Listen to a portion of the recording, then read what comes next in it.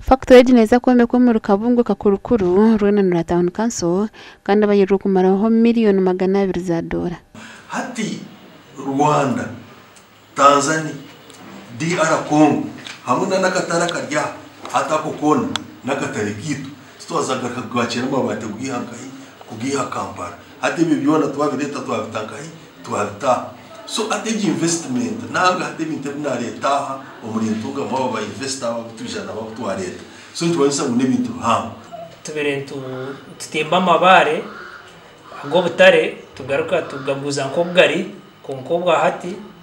tuijo muri ntungamo okwenda kugongeraho aha mutindo ntungamo n'amabare go butare ningash iron ore agaruka miliyoni 30 za tani eziri kuza gukorwa pig iron umutindo obwo nzavuga twata obutare tukora mu ebyoma ningashe cyome cyo bakwata icyo bakubana beta pig iron icyo cyome kitarabe ebyome bitarabe tukora nibuza kuza aha mwanya gwawe bakoza scrap ninge byoma ibukuzire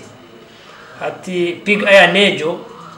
wabo ine pig iron kano botakwenda kosa scrap biri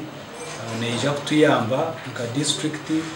kurakurana ninga kutungura icanga ece cyako kugwenanura umukore muto umukuyamba kwereza abana za basari nko kubatugambira kandi n'amasuko ngo ikintu kiza kutuyamba kutungura district yitu especially to nkemenyeto ya district eje antunga muntu njantu wasima nobari munonga akwa we believe each factory eji ne kwa employing mostly if not like 90% of their workforce to inamasco kujera na mwana mvana size muri zikorwa bari yabana batunga mu district gashaka Fred turyakira Kabango.